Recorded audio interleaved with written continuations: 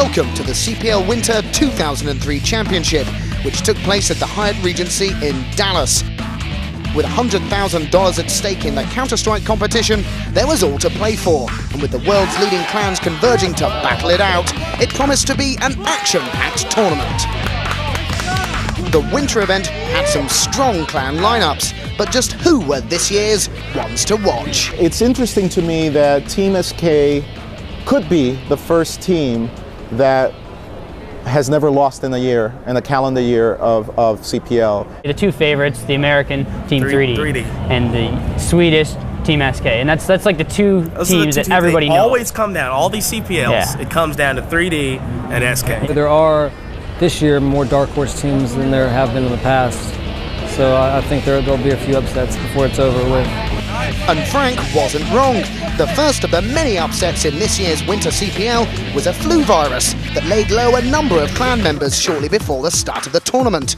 Worst hit was Shroud Commando, who flew in substitute Spawn from Sweden at the last minute to replace one of the three bedridden SK members. Winners of last year's Winter CPL, US Stars 3D, spent an unlucky year losing consistently to rivals SK, but were second favourites to win. Since the loss of Doug Wright, the new Four Kings lineup hasn't been tested in competition, but were placed with a healthy 5th seed, so we'll be keeping a close eye on their performance. Forsaken had the infamous fatality in the clan lineup, but it was unsure at this stage whether he'd be brought in to actually play in the tournament. German team Mouse Sports gained 3rd place at this year's CPL Europe, which was the main reason for their strong 4th seeding in the tournament.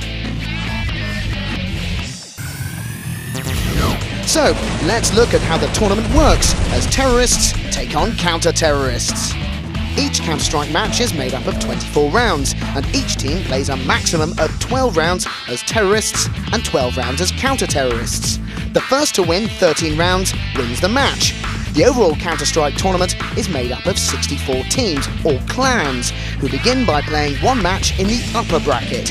At the end of round 1, the 32 winning clans stay in the upper bracket, while the 32 losers drop into the lower bracket. The same for round 2, and so on until the grand final. The lower bracket offers each clan a second chance, although if they lose a match here, they're out of the tournament. The grand final is between the winners of the upper bracket, who've not lost a single match, and the winners of the lower bracket, who've only lost one match in the whole tournament. But there's a catch. The winners of the lower bracket must beat their opponents twice to take the title, whereas the winners of the upper bracket only have to win once to become champions. No team from the losers bracket have ever won a tournament. Now that's clear, let's get down to business. We join the tournament in round 1 as 17th seeds Clan Online from Sweden take on Landsharks from America. We are not going to play to lose, so definitely we'll take this match. The tournament started for Online on Dust 2, the most popular tourney map that favours the terrorist. It was textbook Counter-Strike for Online, as they let the counter-terrorist take the first 2 rounds, allowing Online to save money and come into the 3rd round with AK-47s and full armour. They dominated Landshark with superior communication and aim. Terrorists were up 3-2 in round 6, and they rushed to B to plant before counter-terrorists could react.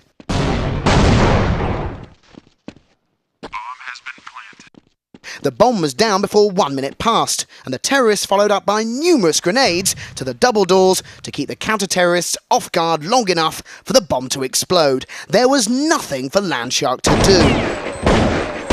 Terrorists win. Online are now counter-terrorists.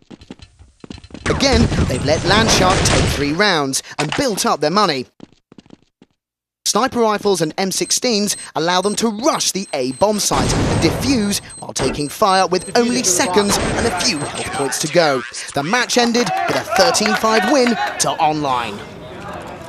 We think the match went really good. We had a bit of a stress in the start. We lost the first gun round, but we picked it up as quickly as possible, basically. Outside! One outside! The big shock news early on was that second favourites 3D were knocked into the lower bracket in the third round by 18th seed United 5. Good job, guys. Nor did Forsaken live up to the hype over Fatality, and they too dropped quickly into the lower bracket, leaving favourites SK with a far clearer path to the title.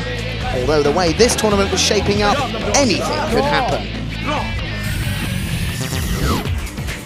So, the upper bracket quarter-finals lineup is looking a little unfamiliar. SK prepare to face American clan RDW, Four Kings take on the German clan Mouse Sports, NOA, who knocked Forsaken out of the upper bracket, and United 5, who knocked out 3D, are both through. NOA to face Team 64, and United 5 to face 7th seeds Adrenaline. Our featured match for the last 8 is the Anglo-German battle between Four Kings and Mouse Sports. D-Cobble is Four Kings' least favourite map. It's a very defensive map, with the counter-terrorists starting in a very good position to defend both bomb sites.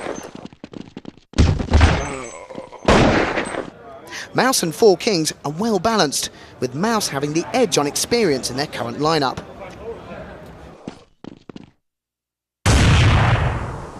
Four Kings begin the round as terrorists and need to keep the score difference low before the second half, while Mouse Sports played a waiting game in the first half. Even when Four Kings cleared a path to the bomb site, it was often too little, too late. Counter-terrorists win.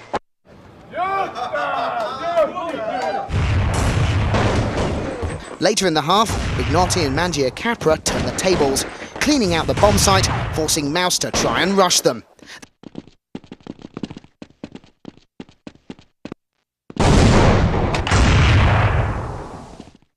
The match continued in this round-robin style until Mouse edged the win 13-11. Terrorists win. Yes! I thought we were better than Mouse Sports as players, but I knew our tactics wouldn't be as good, so it went sort of how we expected, but I reckon we would have beaten them if we'd practiced a bit more.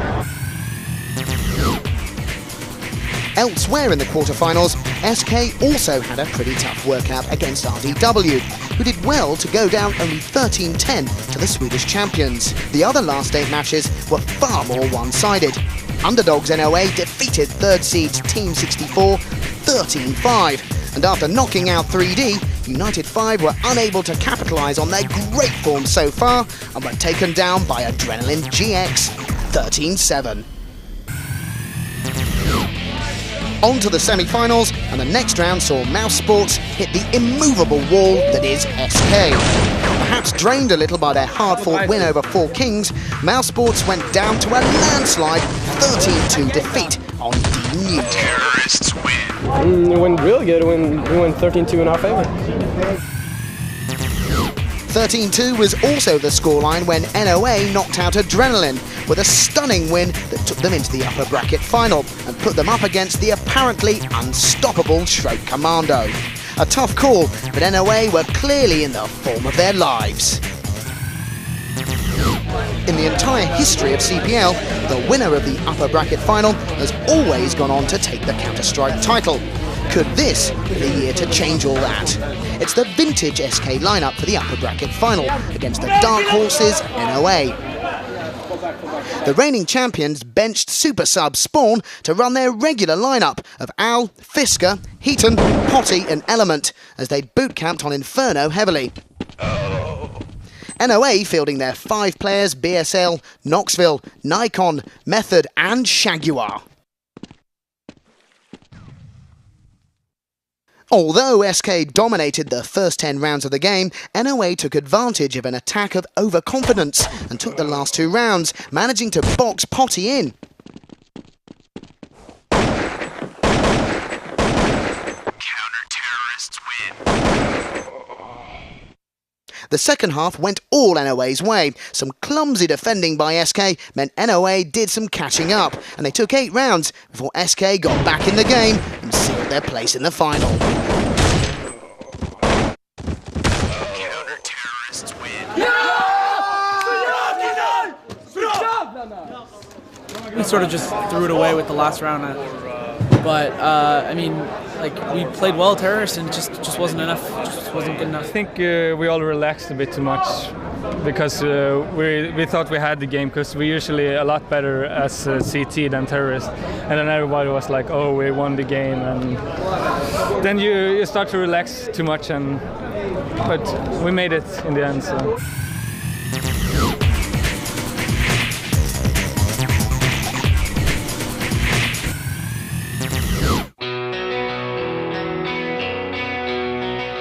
As we've already seen, some of the biggest names in professional Counter-Strike ended up in the lower bracket far earlier than expected. In fact, US Hotshots 3D didn't make it beyond the third round, losing 13-3 to the 10th seeds made in Brazil.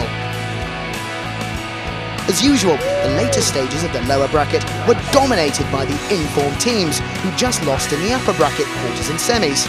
So, it was no surprise to find 4th seeds Mouse Sports still in contention for a place in the tournament final, taking out Adrenaline 15-8 on their way to the final match in the lower bracket. What was a big surprise was that their opponents were NOA, seeded 23 places below them. Winter CPL 2003 was certainly shaping up as a tournament of upsets, and NOA's run of form continued.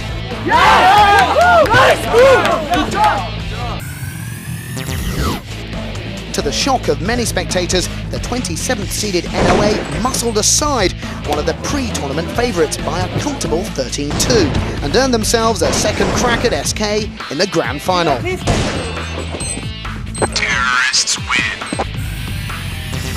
Well, we have SK, we have NOA. SK are the returning champions. These guys rarely ever lose. So I think, yeah, if we get the first couple of rounds, I think it will start rolling and rolling. So I think we'll have this game. I think everybody's excited about their first CPL finals, and everybody's been to a lot of CPLs, so I don't think anybody's feeling nervous. I think we're all feeling good. They're going to have to beat SK twice, and to beat them once is hard enough. So playing from that loser's bracket is going to make it doubly hard for NOA. They're all very, very skilled, world-class players, so any one of them can make a difference.